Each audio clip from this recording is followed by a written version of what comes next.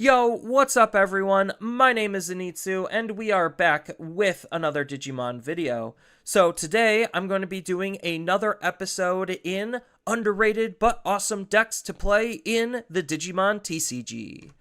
So, before I get into the actual decks this episode, if you're enjoying this type of content and you want to see more, feel free to leave a like and subscribe, and don't forget to hit that notification bell so you can stay up to date when I upload or go live next, and feel free to tell me your thoughts about any of the decks down in the comments below. But just as a quick disclaimer, I do want to point out on what underrated actually means, because some people might not exactly understand what the definition of underrated is. So underrated is to basically underestimate the extent, value, or importance of someone or something. So for Digimon decks, this could just literally mean older decks that aren't seeing play, or bad decks, in quotation mark, that might be able to do some surprising things, or even decks that haven't necessarily topped in a large event in a while, but can still do well at the locals level. So those are mainly the types of decks that I'm going to be referring to when I'm talking about these decks being underrated.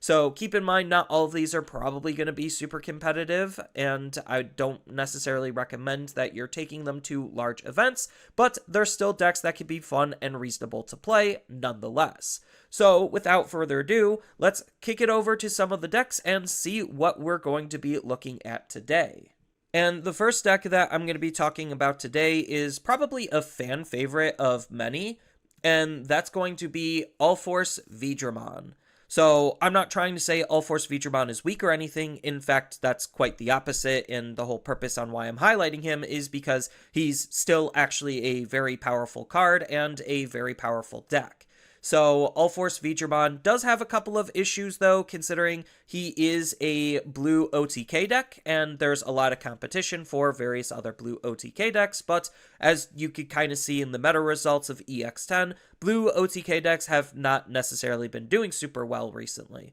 But that's not saying that they're not strong, it just means that the current lineup of other forerunners in the current environment are a little bit stronger than what blue OTK decks are capable of. And All-Force Digimon definitely is not the cheapest blue OTK deck, which is also not helping his overall play rates. So that's definitely harming him because he has a couple of expensive cards to make it so his deck is less accessible than other blue OTK decks that also sometimes are able to OTK a little bit easier because they don't necessarily need to see as many parts and pieces as All-Force Digimon does in order to actually OTK. So that's another weakness compared to him versus other blue OTK decks, is just the sheer amount of pieces that he actually needs to see. But regardless of that, he's still a very powerful Digimon, definitely worth respecting, especially since the new BT22 support that he's got is really good, and he's probably one of the best proprietors to be able to incorporate and utilize the new generic staple in the form of Digital Gate Open. So Digital Gate Open, not only is it a good consistency tool, but it allows us to play our tamers essentially for free, so we get to bank our tamer plays. So this is really good for All-Force because All-Force will unsuspend himself every single time we play out a tamer, which this card is going to let us do. So that's going to increase his overall potential performance, not only being a good consistency tool, but a combo enabler, as well as obviously the arenas that we're going to be playing with to enable said combos and efficiency, on top of the protection that it's going to be giving, because we have the old arena that's going to give up blocker and evade, on top of retriggering our when digivolving effect, and then we have the new arena from BT22 that's going to be giving DP and jamming, on top of the fact that she could bounce herself to our hand, so we actually have multiple extra tamers because of this type of ability. So that's pretty good, and we still are going to be leveraging some Taikimiya V-Tamer promo that's not only interacting with the Digimons, but is being one of the cheaper blue tamers in the game to hard play, so that way we could try to line up multiple attacks, and if we have the extra memory, then we could just hard play this tamer to get an extra unsuspend for relatively cheap. As far as what the rest of the deck is doing, obviously we have the All-Force being the sword from BT11, and when it comes to the defensive backbone, that's kind of where the BT22 ace comes in. So this isn't necessarily able to OTK the opponent because he only gets one unsuspend, but he's a really fantastic control tool, especially since we do have lots of really powerful protection to be able to back him up. So the protection is going to be coming from the new rookie on top of the new Digimon. So they both have that same protection inheritable, while the new Digimon is going to be able to set up our Tamer, which is really nice. And this card also helps us reduce the cost of our Digivolution, which we've seen on a lot of other rookies at this point. So this is just fitting in line with a lot of other generic staples that decks tend to have. Then the deck also has some really good consistency because not only do we get potential card draw off of the V-Tamer, but we do get the search off of BT11, we get card draw off of our egg, on top of card draw with our BT11 Vigramon, and some more searching off of Vigramon the promo, and we even have the Arrow Vigramon from BT11 that also helps us search out our cards. So even though the deck does need a lot of extra pieces, we do have ways to be able to grab those extra pieces relatively consistently, on top of the fact that we still can leverage some of the other generic staples like mental training to be able to try to help dig out our other cards, because the only card mental training can't dig out is Digital Gate Open. Then when it comes to some of the other tech and tools that the deck is going to be leveraging, we are going to be utilizing the Warp Vmon, which also has card draw attached to its inheritable, but the fact that this can warp us during our turn into our all forces is really nice, so that way we have alternative ways to be able to build our stack really quickly. Even though, yes, we're going to be missing out on a slew of different inheritables, then it's definitely well worth the trade-off. Then we're going to be utilizing the Arrow for extra unsuspend, and we even have Hankun from BT19, mostly in the deck just for the inheritable to not allow our attack target to be changed, so any blockers or redirectors won't be able to stop us when we're going to be OTKing, and the extra protection on it isn't really bad either because it is a blocker, and the fact that it does have that protection means that it allows us to potentially ace bait the opponent. And then when it comes to just other game finishers, we do have All Force Vigramon X Antibody,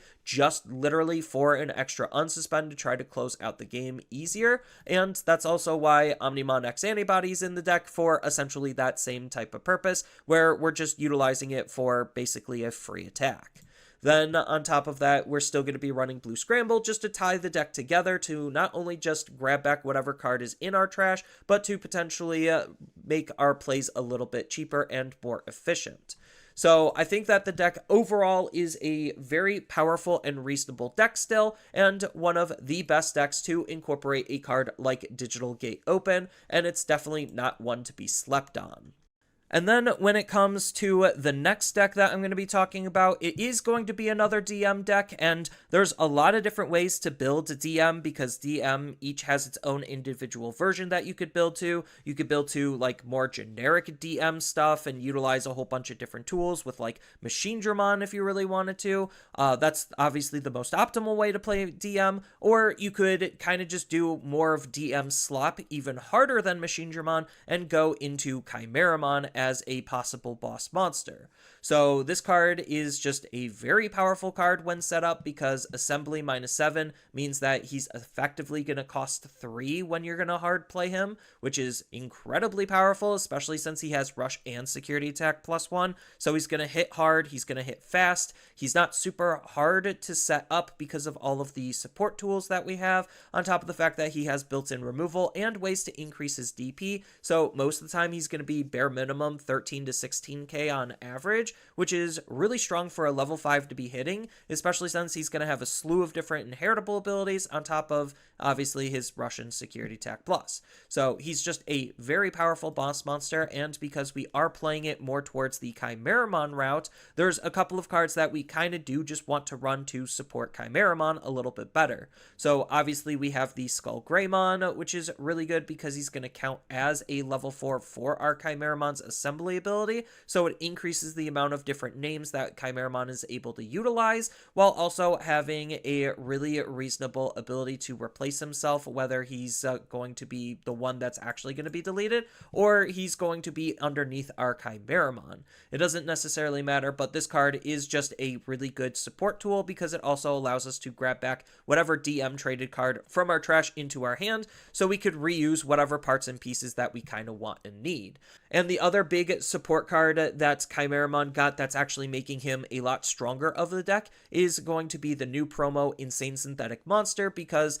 this allows us to be able to cycle through our deck a little bit faster with its draw 2, trash 2, and the fact that we just need to delete a low-level Digimon from our field to reduce the play cost of Chimeramon by 3, so we know with the max assembly, he's going to be a 3 cost to play. This basically can make a free Chimeramon with full assembly is incredibly powerful, especially since the fact that we could play our Chimeramon out of the trash, so we don't need to constantly rely on Skullgreymon to be the card to recycle our Chimeramons. So the fact that our Chimeramons just have even more playability off of these cards is already making him even stronger than he was before, on top of the fact that we do just have some other generic tools like Analog Youth to be another good cheap consistency tool, and Analog Youth for DM specifically because, well, we are a DM deck, is a really good combo pair of tamers, and we even have the generic meat option to basically act as the DM training card, so we could digivolve a little bit more efficiently into whatever Digimon we're actually going to be digivolving into. Because when it comes to the level 4s, because of how Chimeramon works, we need to kind of just run a slew of different named Digimon. So you could kind of just pick whatever level 4s you're going to be running. It doesn't necessarily matter. Obviously, you want to try to pick some that have like consistency on abilities, whether it's going to be natively or inheritably. But when it comes to some of the stronger ones that we're going to want to use, obviously D-Digivolve is incredibly powerful. So Monochromon is definitely one of the best, if not the best, of the level 4 suite. So I would highly recommend playing a little bit more of him versus another name which you easily can play a whole bunch of. So it's just a matter of toolboxing your favorite level 4s, and when it comes to another supporting level 5 Digimon, we have the ever so powerful Vaidmon, which basically single-handedly changed to DM because of how strong this card is, not only reducing his Digivolution cost, but he also has built-in protection and really good built-in removal with his own D-Digivolve and bouncing not only the opponent's low-level Digimon, but their tamers as well, which is a very strong ability. Can't underestimate how good Vaidmon is as a card, on top of the fact that his inheritable just allows us to redirect, which doesn't necessarily matter too much for this deck, but it does allow us to basically run any DM ace that we feel like we would want to. Technically, you don't have to limit yourself to just DM aces. You could run whatever ace you want, but it's usually better to run a DM ace just for extra consistency. Then when it comes to the level 3s, because obviously the level 4s is just a menagerie of toolboxing, it is preferred to probably be more in line with DM2 because of Vaidmon. So the Sunamon Egg, Gabu, and Elecmon are going to be the preferred rookies that we're going to use, mostly because jamming is still good, on top of the fact that we could still just run whatever extra DM rookies we want. So Biomon having extra raid is really good because we have multiple different inheritables for piercing, so we could raid piercing into the opponent's Digimon to remove them alternatively in case Chimeramon or any of our other removal isn't able to do that job.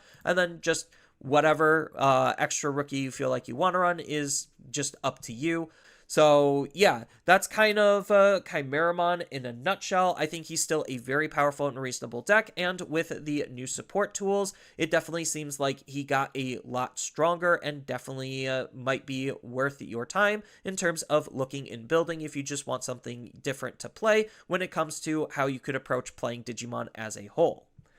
And then the last deck that I'm going to be talking about today is, yes, another deck that did end up getting a promo support card, because whenever Bandai does introduce promo support cards, usually it is for these underrated decks to try to boost their overall strength and make people try to relook and revisit them. So Chronicles is the last deck that I'm going to be talking about, and Chronicles is still a pretty strong because the core gimmick of the deck is one we don't actually see that often, which is being able to Digivolve mid-attack. So the fact that we have a Tamer that's enabling that and the new option that's further enabling that makes it a really strong combo pair, so that way we could do something similar to what Tyrannomon is doing, where it's just going to be swinging with a mid to low level Digimon and then Digivolving up mid-attack, and the main level 5 that we want to use in the form of Gradimon wants us to do that, not only so that way we can gain the DP and protections, but he also has the added bonus of being able to refill our raising area by putting a Digimon back into our raising area, which the deck does have ways on our level 6s of Digivolving those Digimon in the raising area when they're attacking. So that's kind of the whole benefit, is we're going to be swinging, going up the chain, and then reloading our breeding area as quickly as we possibly can, so that way we could either just line up a second stack in case they're unable to deal with our primary Digimon and DNA that way, or we're going to just,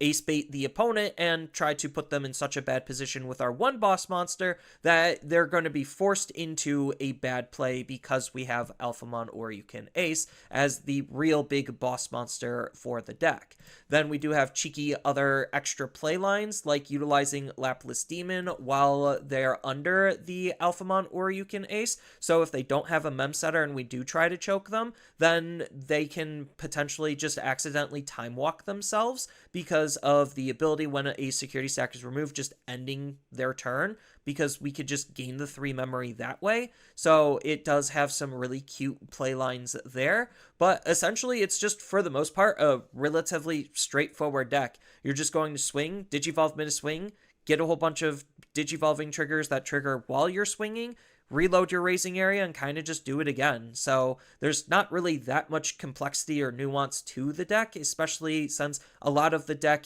does just want to play with Chronicles-based cards, but we still do have some outside cards that interact with X antibodies as a whole. So we do have the UG and the UG Tamer that's also just playing with X antibodies, so we could increase our inheritables during that one attack, and when we move Digimon out of raising, then we could just gain some extra tempo that way. Then it does have like its own little built-in additional option as well, so it's just a relatively simple and straightforward deck. I don't really know what else to say other than it looks like it just got a little bit better thanks to the new promo option. This deck should be relatively budget friendly, considering like what Alphamon or you can Ace is probably one of the most expensive cards next to Black Memory Boost, which could very easily be swappable with some other different type of card that's going to be helping your consistency. So it's not like Black Memory Boost is that mandatory either, and the rest of the deck, like I said, should basically be pretty cheap to make.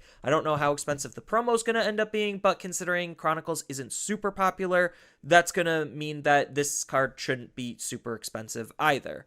But that is all I really have for this video. I hope you enjoyed some of these decks and are curious enough to want to try some of them out for yourself. And with that, I hope to see you all in the next video. Later.